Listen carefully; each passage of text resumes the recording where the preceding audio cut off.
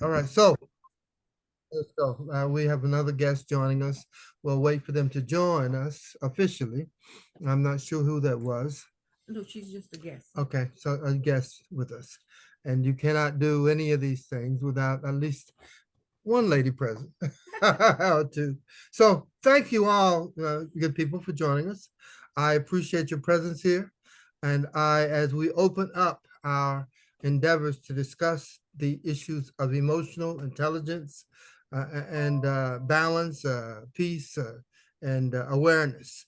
Now there are so many versions of what that represents, what it means, and I'm going to be as gracious as I can to help you explore with us and us find a solid foundation to understand it, as well as to pursue the business objectives related to this. And so, in that regard, we're going to be completely self-respectful, understanding, and we're going to try, all of us. I need you to do this. We're listening to each other. Is that okay? Now, in an environment of professionals, it's hard sometimes to listen to people. I mean, really, really listen. And we're not making judgments, and we're being completely frank in that regard. So we're going to try as best as we can to do that. I explore and implore you to do that. And so if there are questions, please take the time to tell us.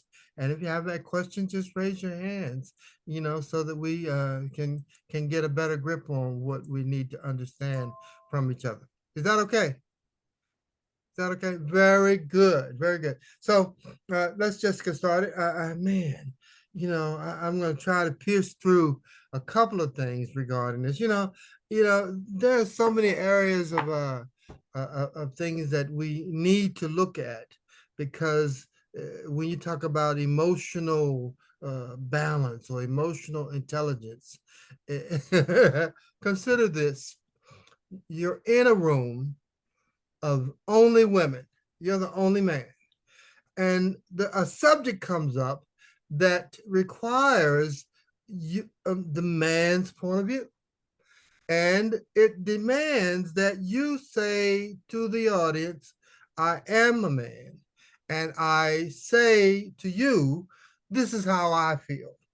Not being embarrassed at all, and forthright with a sense of purpose. So, because in an environment like that, I believe it's important that you state your purpose and your state of mind forthright. If that's how you feel, that's how you feel. And you don't need to be ashamed about it, feel concerned about it, or be fearful of how you are perceived. Is that clear? Is that how we generally perceive ourselves? Or do we get pushed to the side and misunderstood, or manipulated into agreeing with people a way that we don't really agree with? Just like I'm saying to you here, you can agree with me or you cannot agree. There's no, I'm not trying to twist nobody's arm. This is how I feel. I feel like, if I feel a particular way, I feel a particular way, and that's how I grew up, and my parents were very they weren't dominating, and that we all had a point of view that was relevant, important, and that should be heard. So with that, I engage each of you to share with us your particular perspective and perceptions about that. Uh, go in no particular order. Tell us how you feel. Yeah, well, I can start. So Jeff Fry, I'll give you just a really quick piece of my background. So I was a heads down coder, shove food under the door, don't make eye contact with people. That is me, master's in computer science many years ago. And as I've come through a couple other degrees, including a PhD in emotional intelligence under Daniel Goldman and Richard Boyatzis as my dissertation kind of chairs and things. As I've come through that, my wife is a marriage and family therapist. So more information than you need to know about me, about my wife. I'm married to a marriage counselor. Okay, okay. So, Now so that's a whole nother, those are interesting dinner conversations. yeah, whole nother conversation right there. Uh, But you mentioned with my background in IT and some other things, and I have some artificial intelligence stuff that I'm doing right now. But along those lines, I feel like we have our operating systems. Computers have operating systems, cell phones have operating systems. We have our operating system. Emotional intelligence is somewhat where we understand our own operating system enough to know how we're coming across to people, and we can control it. We can do what we want to with it. And then we understand other people's. And if we can do those two things, we can translate between the two and come off, as you were saying, we can come off um, as confident, but not controlling, right. if you get what I'm saying, I right? know So exactly what you're saying. Mhm. yeah, so we if we don't know how we're coming across, that's a problem, right? That is That's a an problem. issue. So Mhm. emotional intelligence is half about knowing how you come across and how you want to mess with that, but what other people are feeling. So being able Yeah. to read the room and understand it. And Uh-huh. if you can do those two things, Yeah. which my wife, again, back to that, she'll tell you, I know a lot about emotional intelligence. I Okay. necessarily don't still have a lot of emotional Okay. intelligence, but Okay. it is something you can grow and it's something you can learn. And so, yeah, I step in the wrong places and say the wrong things, hurt some people sometimes. But if I'm working on it and I'm understanding how I'm coming across, every time I do that, I get some feedback, I understand it, and then I reprogram my operating system a little bit myself, and then I understand people's a little bit more as well. Right. That's great comment. Now, did you say Frey or Fry? It's Fry, Frey, Fry. Yeah, Okay. most. Oh, blew me away. I would have said Frey. I mean, okay.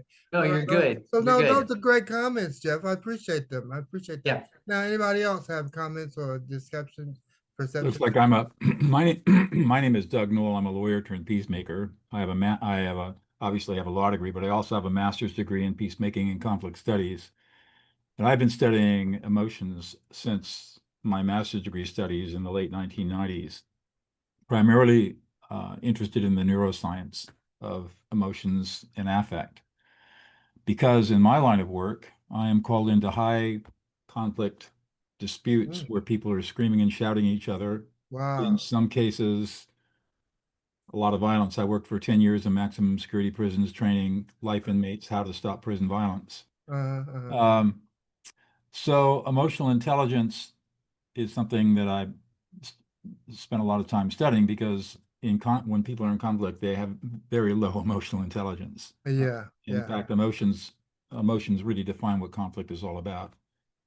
So I think there are a couple of things that the perspective that I come at. Number one is that we have to understand what emotions are and aren't. Mhm. And I follow Lisa Feldman Barrett, who is a neuroscientist at Northeastern University, who has a brilliant definition of emotions and has studied it in depth. And emotions are not what we think they are. Mhm. Something very, very different. In addition to that, I think we have to make a sharp distinction between emotional intelligence when we're looking at it from the academic perspective that Jeff was talking about versus the commercial perspective, because the academic perspective and the commercial perspective are highly divergent in terms of their perspectives on what emotional intelligence is and isn't. And very briefly, from the academic perspective, starting with Salovey and Myers, emotional intelligence is a form of social intelligence. It's a measurement. And you can take for example, the MSET, which is the Myers-Salovey-Caruso Emotional Intelligence Test, which is sort of the gold standard for this sort of thing. And it will tell you, based on their research, how emotionally intelligent you are. But what you can't do is you can't learn emotional intelligence because it's a test, just like you can't learn IQ. You can take the Stanford Binet IQ test, but you can't increase your IQ. However, you can develop emotional competency. And to the degree that you develop your emotional competency, you raise your emotional intelligence. And there are three basic competencies: self-awareness, emotional self-regulation, and cognitive empathy. And it turns out that if you learn cognitive empathy through the process of affect labeling, that automatically and effortlessly increases your emotional self-awareness and your emotional self-regulation. And I've seen these transformations in tens of thousands of people, including, as I said, murderers in prison, who completely transformed themselves as they learned how to affect label and engage in cognitive and then ultimately affective empathy. So it's a learnable skill, emotional competency is. And the last thing I want to say is when we're talking about men and emotions, we get into a lot of cultural stuff. We have a lot of cultural programming going back over 3,000 years that tells us that emotions are bad, emotions make us vulnerable, emotions are evil, emotions are irrational. And it's all wrong. We are not rational beings. There is no such thing as rationality. Rationality is a myth. Started with the Greek philosophers because they saw people in emotional states and saw this as craziness. And so they said we should aspire to be rational. But there's no such thing as rationality. And we humans are not rational beings. We're emotional beings. Every decision we make, every behavior we engage in is emotional. And once we start accepting that fact and we shift our mindset away from rationality and start recognizing ourselves as emotional beings, we can start looking at each other with a little bit more grace and compassion. Instead of saying you're being irrational and stupid, we would say, you're having an emotional moment, and I know how to deal with that. The opposite of that, if you don't do that mindset, then you're going to suffer from a condition known as adult normative alexithymia, which is the inability to recognize and name your own emotions. And that's the opposite of emotional intelligence. And that is unfortunately where a lot of people are today. Men particularly, because we're conditioned from a very young age to deny emotion or suppress or repress our feelings. And that creates nothing but problems for us. And I'm the testament of what happens when you get out of that state of adult normative alexithymia and are aware of your emotions and can self-regulate and can engage in cognitive empathy. Your whole life changes for the better. And it doesn't make you weaker. It actually makes you stronger. When I teach my students the paradox of Tai Chi, Tai Chi is the oldest martial art, and I happen to be a secondary black belt. But the paradox is this: think about this: the softer you are, the stronger you are. The more vulnerable you are, the more powerful you are. And embody those paradoxes, and your life will change.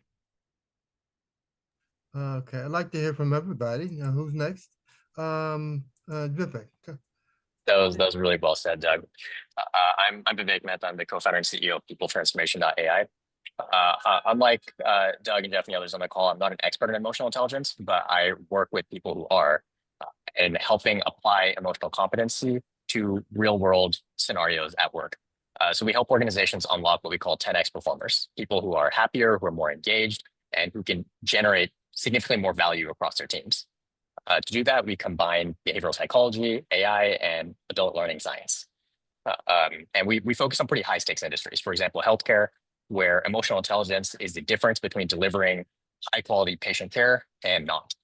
And in those environments, you can't afford to get emotional competency wrong, but you also don't have the luxury of time. And so that's where we come in. Using AI to make emotional intelligence, emotional competency measurable, coachable, and scalable. And I'll go a little bit into the AI piece later on in this call. But on average, our clients are identifying and solving issues across their organizations 18 times faster. So that means problems that were festering for 1.5 years, they're now solving in 2 weeks. And that's got a big financial impact at the end of the day. I mean, one of our clients, they were losing $5 million year over year. After we worked with them, they turned that $5 million loss into a $7.1 million gain without hiring a single new person. They simply unlocked the full potential of the people that they already had.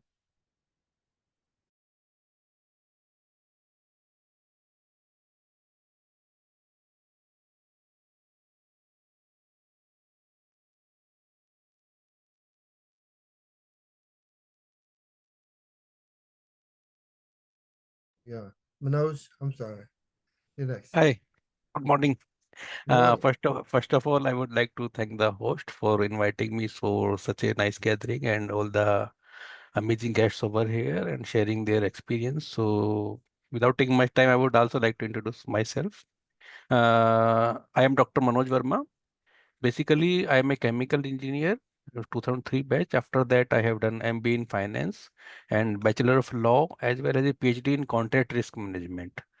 My work profile is such that since 2003, I have been working on different project sites as a contract engineer and then contract manager.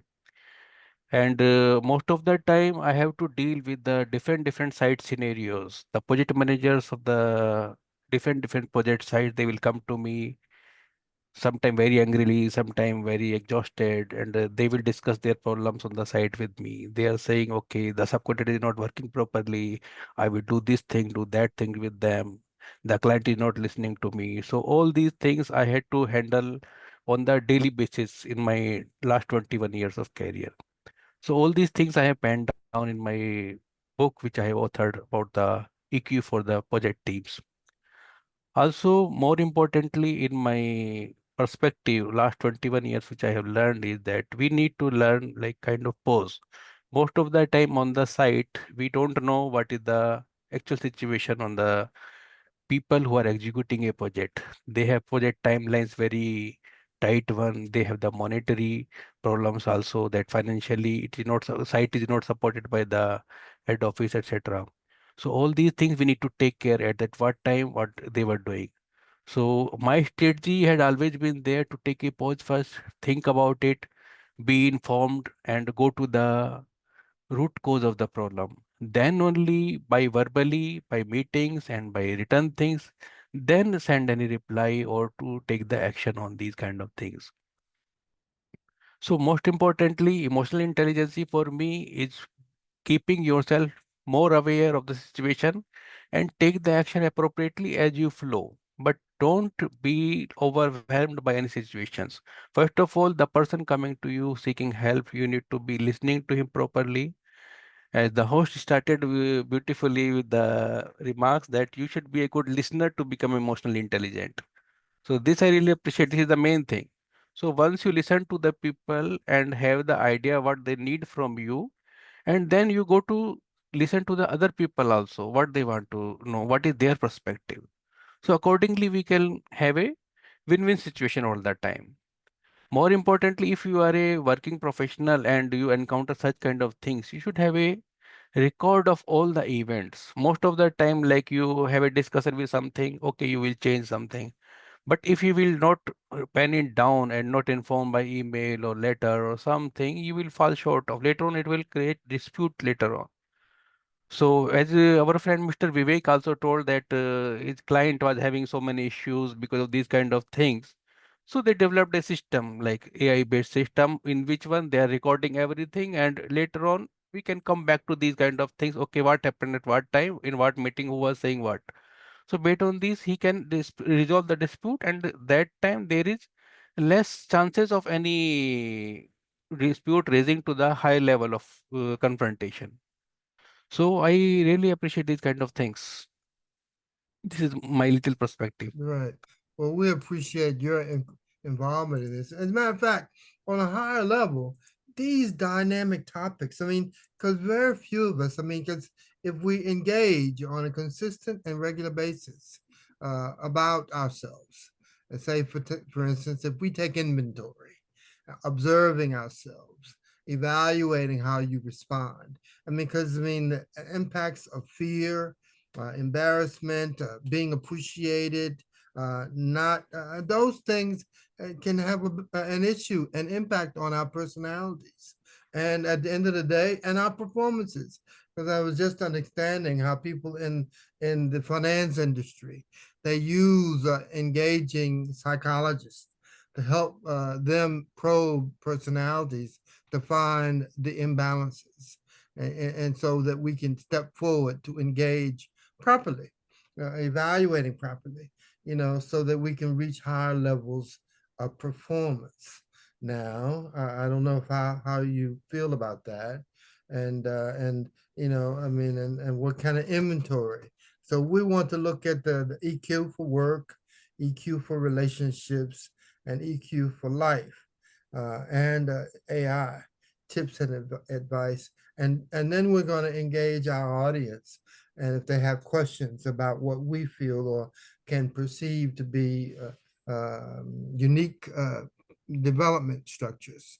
You know, as we put it, and when we were talking about this subject matter, and we were talking about how to step forward into a brave new world where we're not fearful, we're not embarrassed easily, we can understand and listen with clarity at work and in our personal relationships, and also in life, what that could mean for our performances, the quality of life.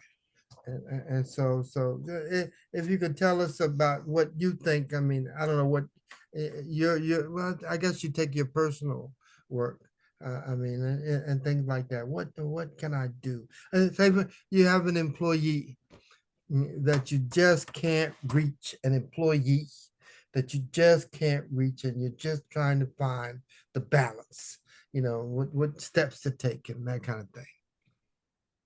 So let's discuss EQ for work, everyone. So we'll start again with the room. Yeah. So who wants to go first to talk about EQ for work?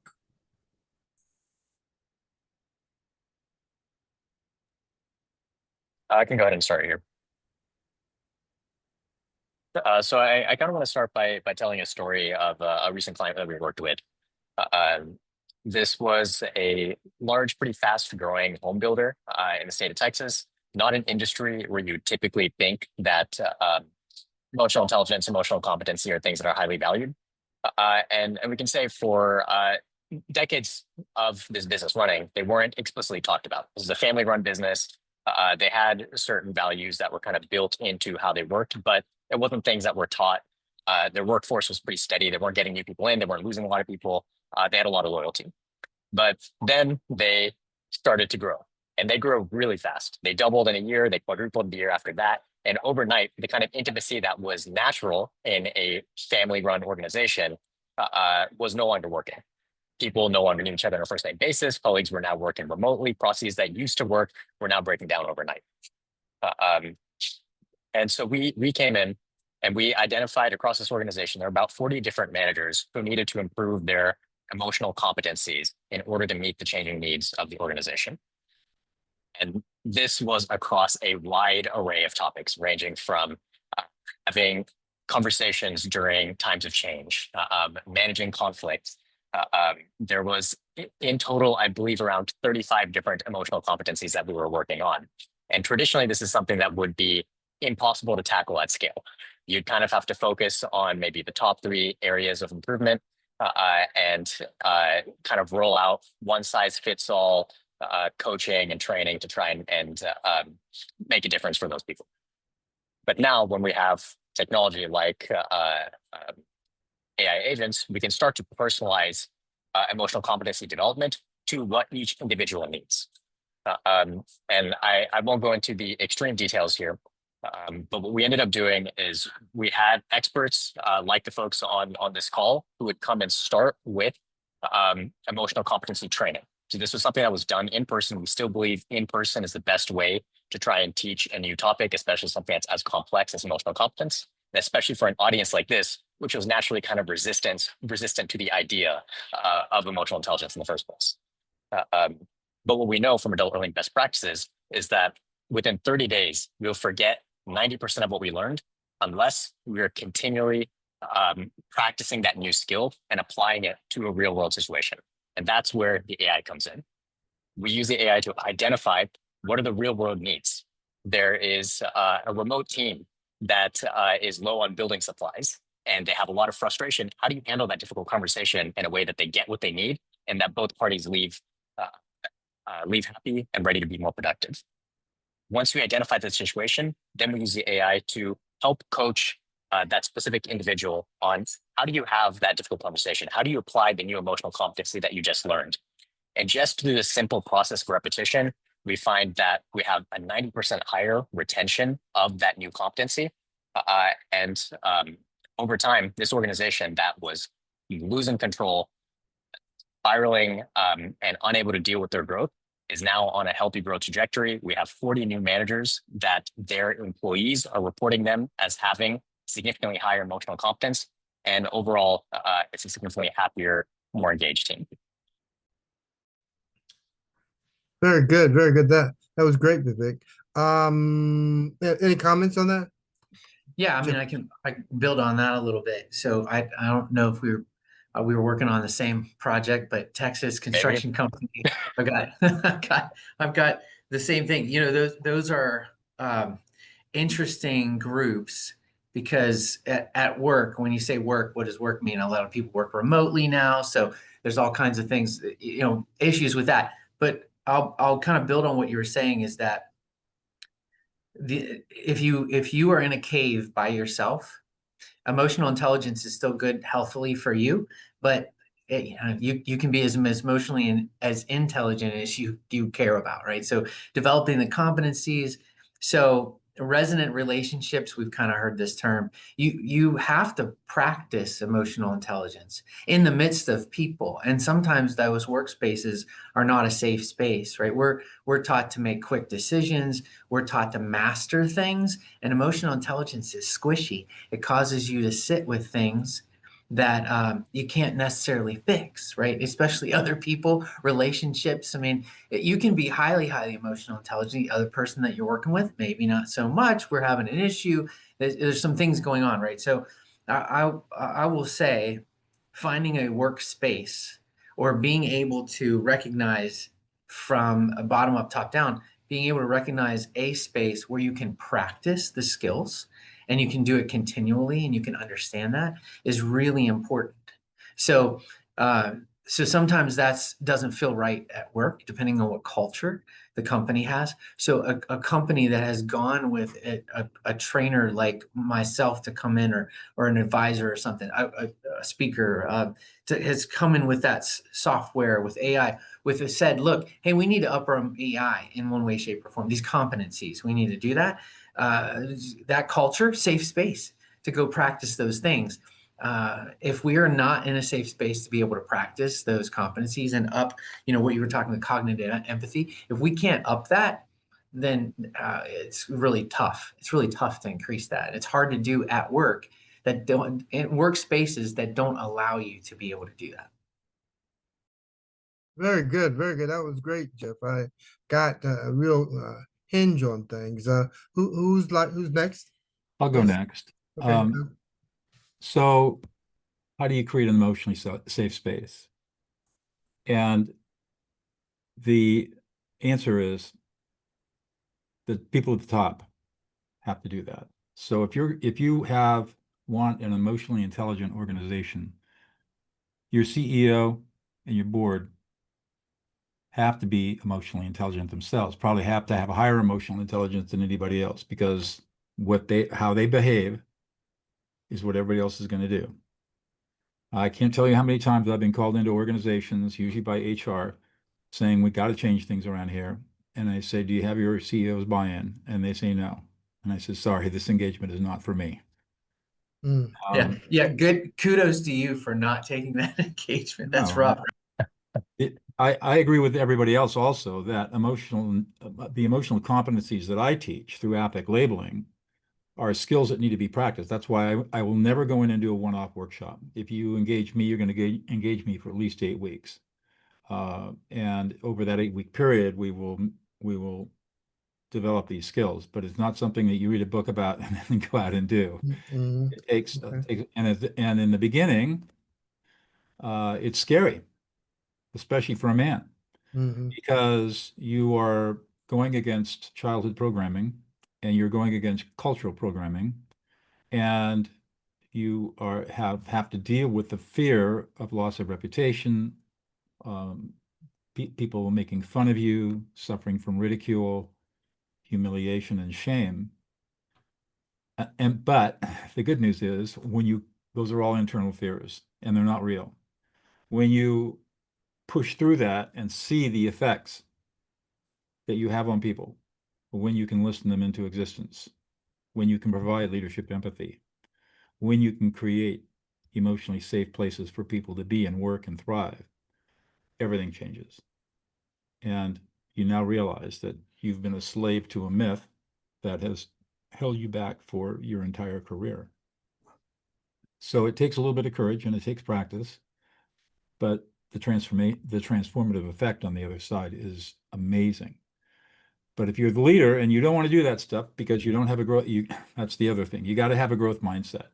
For those people that have fixed mindsets, if you know the difference between a growth mindset and a fixed mindset, a growth mindset are people who are willing to learn and grow and suffer the discomfort of learning. Fixed mindset people tend to want to stay where they are and not change and resist learning new stuff, especially difficult stuff. It's all the work of Very dynamic. So we can't expect every workplace to embrace emotional intelligence because you're going to have people with fixed mindsets who don't want to change.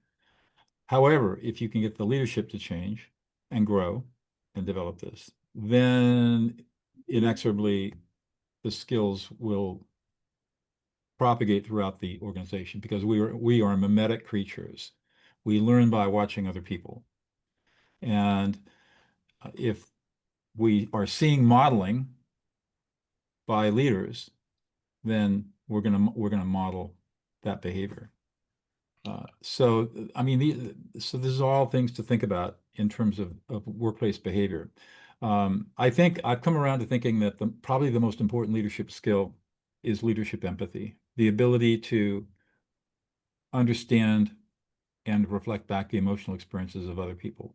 And when leaders have this skill, they build emotional safety, they build psychological safety, which the Google Aristotle study showed was the primary driver of success on teams, is the creation of psychological safety or emotional safety. And they just become leaders that everybody wants to follow because they can build instant trust and loyalty and collaboration. And so that's why leadership empathy, I think, for the 21st century is going to be the dominant skill that leaders are going to have to develop. And that means learning what empathy is, that it is a learned skill. It is not innate. It is a learned skill. You have to learn it. You have to practice it. And once you master it, then you've got it, and it works. But it's really going to come down to leadership in organizations to make this shift if they truly want to transform their organization. I will say that the Elon Musks of the world are wrong.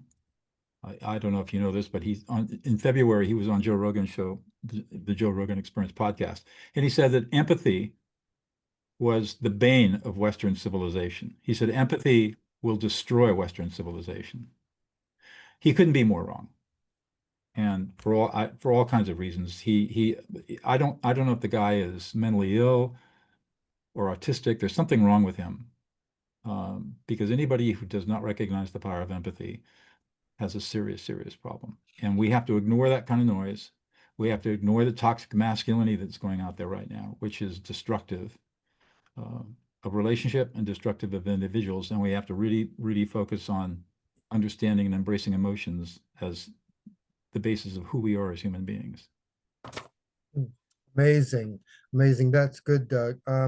Yeah, we've got a lot to do in this segment, but one aspect, and I think maybe one hinges on the other, which is what connects us together as a culture, is loyalty, a sense of loyalty. It demands that we understand each other, that we show real value propositions to support, and also in a driven or growing corporate environment. If you're not loyal to the culture of the corporation, then even if you're the most brilliant person here, we're in trouble. And Vivek, I didn't let you, if you can chime into what we were saying earlier. And I don't feel slighted because you select you or not, but feel free. I want you to feel as open as you need to be. Yes, during this, because we need your insights.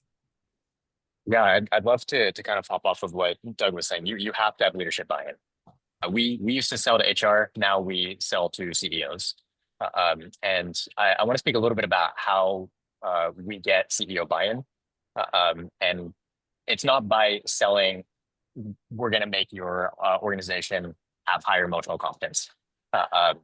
People just aren't going to shell out money for it. So when we're selling to leaders of organizations, we're talking about how do we reduce your turnover and build a more loyal workforce that's higher producing?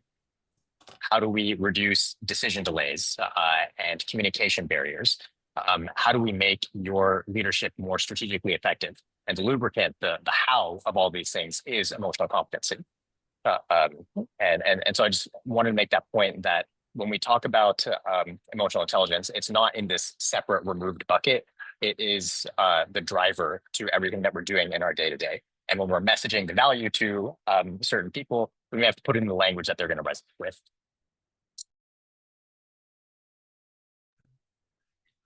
All right. So that was great. That was great. Now, Manoj, feel free. I'm gonna make you work a little bit today. But I mean, you guys, you don't know how valuable this is. You don't know how important it is in terms of helping people to understand and to get a better grip on being culturally, a value and that kind of thing. So please. So first of all, I would like to thank Mr. Noel for this beautiful description, especially empathy. I would like to highlight that how it always helping us the tackling the most critical things in our lives. Especially my work is related to the dispute resolution, and often the conflicts are coming up at very high space. And I would like to give an example for this one, how the empathy and EQ helped me solving one major dispute. I was in India before coming to 2013 to Middle East. So I was working on a major tunnel project called Atal Tunnel. It is the world longest tunnel at the more than 10,000 feet height level. So I was the contact manager over there, and there was a very high dispute evolved there because there was one only site supervisor, but he was the union leader of the community. So around 450 labor was there for whom he was the union leader. The thing was that our team was from Austria, and there was a cultural gap from the company which were executing the project and the local labor force over there. So the construction manager one day he highlighted the issue, and he fired that guy, that union leader, that you cannot work on my site and I am not happy with you. So after that, what happened? Suddenly, all people, 450 labor, they went to the strike, and the work was halted for the important tunnel project. So I was called upon that time to resolve this issue. So it was like very high stake for the company also, and it was not nice that I take side of one thing because I have to listen to both the sides. Especially, I had to get things to work immediately because we cannot keep the work halted because of the simple issues. But empathy played a very big role because I had to personally go to that guy and listen to both the parties. And then I come to know that he has some also issue that he was not qualified enough, but due to his relation with the earlier management, he was able to get the job of the supervisor, and he was really not able to do his work. But the thing is that if construction manager he keep him on his site, he will be feeling like low, that how come he is allowing someone who is not qualified on this one. But if they terminate this guy, the whole people community they were going through the strike. So that time I thought like how to resolve this issue. I thought of myself. I went to my room and just 10 minutes took a break. How to solve this problem? Then I come up with an idea that we will send this guy with a promise of coming back. After 2 years, we sent him and paid for him for the 2 year study for a diploma in the trade, civil trade. So that time it was a win-win situation. He accepted this proposal from the management, and management also accepted. So we both sides were happy at the end of the this resolution. Why I highlighted this issue is because we don't know like what can happen later on, that if that guy was taken back, and even if he's not working well, the construction manager might leave. The other people might also be affected because the one guy, okay, he is not working, he is still in the job, let us also work like this, not to work, or like not to do overwork or something, whatever. So these things help a lot in the long term. So especially we need to listen to all the parties, highlight what are the issues, and check what can be the best solution, keeping in mind obviously the empathy, so that both of the parties are happy at the end. So this is my idea of how to resolve these problems. For that. Um, that was right and quite fruitful. Um, now I'm gonna alter things a little bit because I mean it's all been very professional, high engaging. But let's look at relationships, personal relationships, because they impact us and we impact them in terms of what we can and how we friendships, relatives, things like that. Tell us your perceptions of if they're personal, be careful, but please share with us. No personal names either. Okay? Thank you. Thank you. Thank you. Thank you. Yeah, especially coming to the personal level of emotional intelligence, I believe like it's better to mix up with everybody if you have to got to know your trade, because the thing is that when you go to a, like, especially I'm again and again coming back to my personal life and my work. So in the morning, if you wake up, if you are not saying hi to your babies, that how what did you dream about at night, and if you come back from office, you don't ask your baby how was your day at school, so you are making a gap between you and your baby. So as soon as you are at home, your kid should be expecting something, and you should be expecting a smile from them back. Also for the work side, when you are around with your colleagues and everybody, especially in my personal habit, I always, if somebody is not saying hi to me, I from my side I say hi. So at least the communication begins. So keep smiling, say hi to everybody, listen to them, especially those people who are coming to you from far sites, etc., and they are seeking some help. Sometime even you will not be able to solve all their problem, but only if you are listening to them, you create a relationship with them, and later on maybe you both together coming up with an idea by brainstorming that how to resolve that issue. Especially it happens for, like, that there are some people like junior engineers and senior engineers who are looking for raise and etc. other things from the salary from the management. They come to me, oh, they are not listening to me. Should I resign or should I do something? Then again, I just engage with them. Okay, you do one thing, you do some masters or something. Maybe this will help you in your career in the long term. So these kind of things always help and they build the relationship. Especially for me in my personal family life, after my graduation in chemical engineering 2003, I was not that much interested in study. But I got married to a instrumentation engineer. She was also bachelor of engineer. Then she pursued masters in technology, then PhD in engineering. So that is influential. I was looking at my wife every day. Oh, you study too much. I was also want to study. So then I pursued my MBA, my law course, 3-year course, my PhD in contracts. So this by, like, infectious at home. So these kind of things. Also for the parents, for my parents still I have a routine since I was in college days in the hostel. Every Sunday I used to call my mom and dad.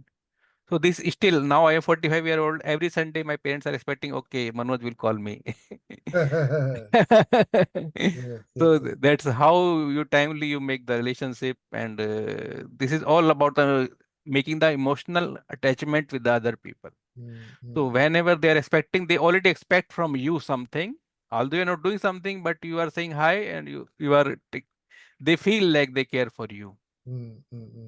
Yes. Yeah, very good. You're right. I mean, but now that in itself is a part of who we are. I mean, your connections. I mean, the solid and more well-rounded your personal connections are, gives you the power, I believe, to help you overcome the challenges in a professional setting. I mean, if you've gotten success at home and with your family, that kind of thing, how you can be, I believe, more successful in a professional setting. because you can see and understand the pitfalls. So please, as you talk, I mean, if there are questions that you want to ask our audience or our crew, in terms of those things, please, feel free, feel free. So, Angela, Patrice, do you have any questions? Not so much a question, but a response really to something that Doug said earlier. I think that empathy is key for connecting. Absolutely spot on there. And I didn't actually hear Elon say what you said in February. He's definitely wrong on that. But I think he's a bit autistic or something. There's cute. definitely something missing. I know that he's a genius and he's done some incredible things that nobody, I don't think anybody on the planet could have done the things that he's done all at once and so quickly. But there's definitely something missing internally with the empathy side. Yeah, that's a great comment, Angela. The energy, though, now, and one of the things that I want us to really get into and get behind to this quorum of people, it's because our power individually and collectively is to understand and connect. We're connecting to each other now.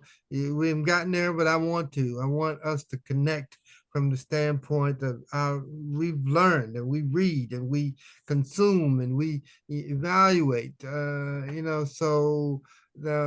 let's forget about the professional settings. Let's consider, if we will, succeeding from the standpoint of a comprehension. Like, okay, Jeffrey, like you brought up some, please feel free. Yeah, just a few things that folks have been saying. So you mentioned the personal, having relationships at home and having success and some other things. I mean, some of us get the opportunity to flex those emotional intelligence muscles in both areas, right? Some people aren't as lucky to be able to do that with some families and things. The idea, and I'm trying to formulate it as I'm talking, Okay. giving a couple of y'all of what you said, even going back to you talking about Musk's comment, you can have the skill of let's say empathy. Let's say you have that and you have mastered that. Why do we use it?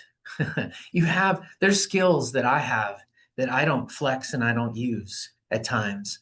And it's because I don't need them right then. But empathy you can kind of use all the time when you're in relationships. However, you sometimes we switch that off.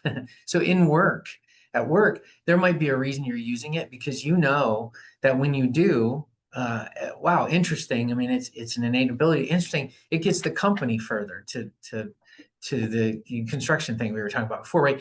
There's, I don't want to say manipulative ways to use it if you're really good at it. I mean, you can get manipulative about it and you can actually be more successful because you're really good at it.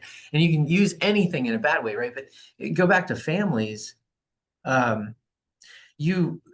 it's almost like you want to understand the person, right? You love them enough to understand them. At work, I don't know necessarily we always do that. We do it because, hey, there's sometimes a little bit of slightly selfish reasons to do some things and all that. But at work and at home, there's sometimes where you shut it off because you don't agree with the same person, agree with the person, right? And so you kind of have to want to use it. So I kind of bring that up. So if even the comment about it's a bane of existence, there are ways that it just even using it and using it in a certain way actually is a problem. Yeah. You can use anything, a skill that you have, you can use it in a bad way, right? And so we want to make sure that, hey, as we develop these skills, we understand why we're developing, what's our purpose behind them, how we're using them. Do we want to use them in that way? So I just kind of, that was just a thought that I had is, yeah, we have them, we have to think about how we're using them, why we're using them, and what setting. And then I do think it might be slightly different between work at home, that we love the person enough at home to be able to want to use it, want to understand them. You know what I'm saying? Oh yeah, I completely understand. And your comments included too, but I think of if you're fortunate enough to have a housekeeper, maid, cook, and those things around you, you would want them to be careful with you, honest with you, and also thinking of you in the highest regard. Like your cook, you want them to prepare the best meals, and being very careful about how they prepare those meals, and your connections to them have to be pristine. And they have to, of course, you have to respect them, I believe, and they respect you. And in that regard, I mean, big deals. These are really, say for instance, in a work environment, sometimes it's difficult to work with people. I mean, we have to be honest about that. Some people are easier to work with than others. So how do you manage that? How do you manage that? Please feel free. I don't want to just talk. Okay. Anything comes to mind from any of you? Doug? Well, we're talking about personal relationships. Yeah. I don't think anything is more important than being emotionally competent in a relationship and having an emotionally competent partner. I've done a lot of relationship disputes, and it all comes down to people feeling unheard, invisible, unappreciated, and unsupported. And have you ever thought about why people shout in arguments? I mean, think about it. They start off, there's a disagreement, and then somebody raises their voice, and the other person raises their voice, and you get the tectonic plates going up to an explosion. Why is that? Because people don't feel heard. So what do we do when we don't feel heard? Our brains aren't thinking this through. It's all emotional reactivity or affective reactivity, really. And so we raise our voice.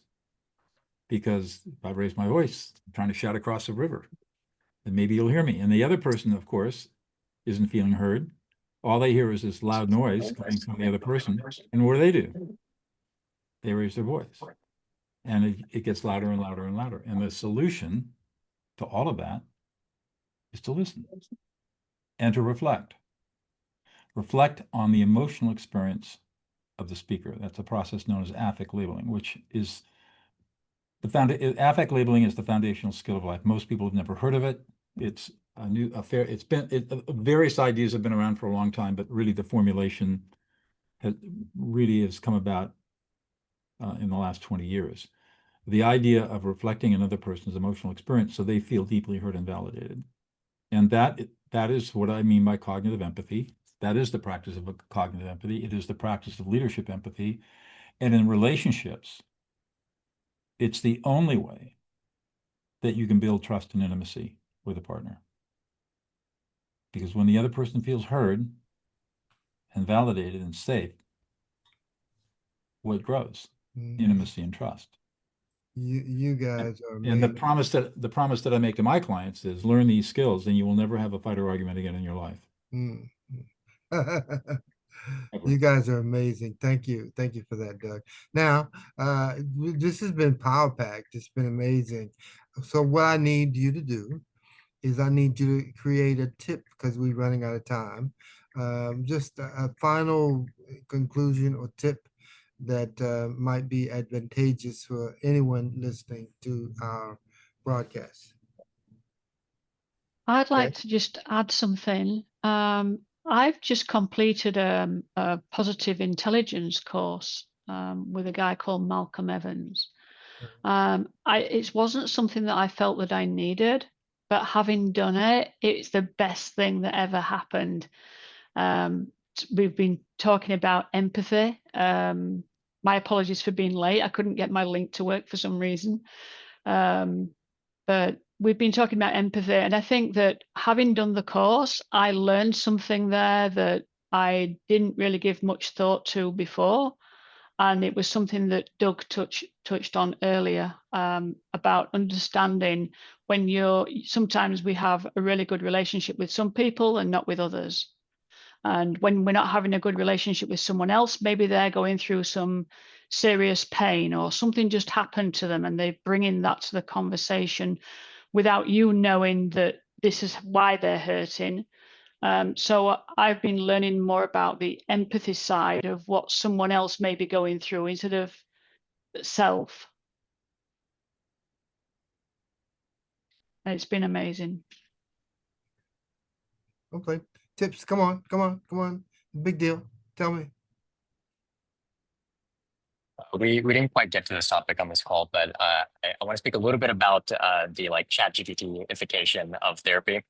I mean, historically, emotional competence and technology didn't have much overlap. Now, overnight, people are turning to LLMs for therapy and seeking support and reflection and emotional clarity. I think that's proving the value of AI, but we have to use it responsibly. So just to give my tip pretty quickly, I think when using tools like ChatGPT for therapeutic purposes, one, it can never replace a true human expert.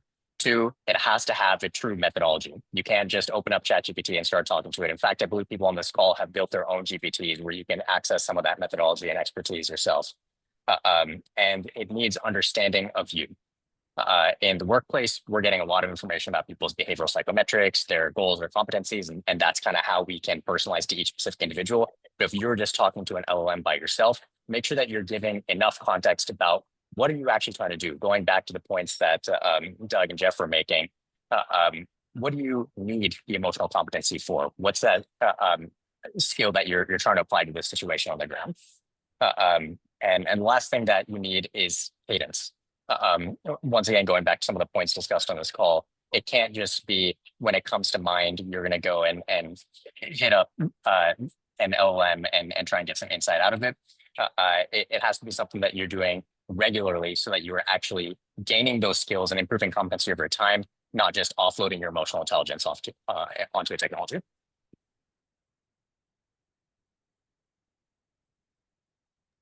If I were to offer up one skill that everybody should learn, it's emotional validation. And I mentioned before, affect labeling. It's simple to learn, take some practice, but it will change everything. Just by way of example, in the Prison of Peace Project, I briefly mentioned that before. Here in California, we've had over close to 800 inmates serving life sentences who've gone through our training and became certified mediators. And affect labeling is the core part of that. Have been released on parole. Not one of them has reoffended. Wow, that's awesome. Incredible. That's how powerful these skills are. So if people want to learn how, if you really want to build your emotional intelligence, you really want to build strong relationships at work or at home, learn how to listen to other people's emotions. Well said. Well said. Come on. Tips. That was great, Doug. I appreciate that. Really do. Come on. From my side, Go ahead. yeah, from my side, I would like to add also first of all, we need to learn how to pause at the right time. This is the main thing I learned in last 21 years of my career, because if you are coming into other people emotion immediately and you also start shouting or fighting immediately, you will end up having a dispute. So most of the times, as soon as you feel that there's a hype is going on or something, you need to pause. Always keep your pen and paper. Okay, start writing something. Okay, I'm taking your note or something. And also, especially in the workplaces, I have seen many people immediately coming back to their seat, sending email whatever coming in their mind. So instead of that email sending, just save it in the draft. Go to the washroom, go relieve yourself and wash your face or something. After 10 minutes, come back and then read your email again. You will not send it. Most of the time it happens. Or you will change the content of the email. So this way you can manage your relationship with your client, with your contractor, with your suppliers, these kind of things. So this is more important to take a pause and have a relook what you have done or what you are going to do. Also, you can also have a second opinion all the time. Whenever I feel myself like I am having something, a very high stake kind of communication, and I always seek advice from the other colleagues of mine that what do you think about the scenario? What do you have done if you are in this scenario? Or what are your feedbacks? So in that case, you can always come up with a better idea how to deal with the conflicts and have a win-win situation at last. Yeah, I hate to say, yeah, do that, but I mean, that's kind of that's what I'm thinking of. I've been back to like the data and what figuring out what someone else feels, and then I mean, I think for me, I worked in rooms full of data and rooms full of people, and I don't think IQ has been the biggest problem across any of the organizations I've met with. It's EQ. Once you know that, once you know it, you can't unsee it, right? Once you understand that kind of stuff, you can't unsee it. Uh, to his point about not sending the email or something. I mean, a tip, like something you could do today, go ask somebody, what's it like to be on the other side of me? What is that like? And really listen to the answer, even if you don't want to hear it. Like really listen. And that and if you take that in, you'll understand not only kind of how people are perceiving you, you'll understand their feelings more. You'll understand how you're coming across more. You'll be a little more self-aware. So yeah, I think that would be a tip for anybody. Just understand when you're getting in the way of things that are happening, because we all have blind spots. And if we can ask other people what it's like to be on the other side of yourself, on the other side of the email, on the other side of the relationship, on the other side of the conversation or the meeting table or something like that, if we can understand that a little bit more, I think that'll up your EI pretty quick. Okay, we're gonna Very good. stop. Thank you, guys. I mean, that was excellent. I really, really want to give you guys, give yourselves a round of applause for the comments and the input. You did a great job. You did a really great job. I think we reached some plateaus here. And we'll also make a point to exhibit and distribute your comments and descriptions, world-renowned. And so we really appreciate you for being here and disclosing for us. And we're hopeful that everybody who reads and is distributed to will get an insight. And there are people who are really suffering, you know, because I had a friend of mine who told me that his boss told him that unless he really attempted and really gave a better approach at being emotionally available, he's gonna have some difficulties at the job. And so I'm thankful to you, and we're hopeful that many people. So I commend you all, Doug, Manoj, Vivek, and Jeffrey, for being here with us, and Angela, and as well, and Patrice. Thanks so much. And now we're gonna take a break here and come back for Jacob.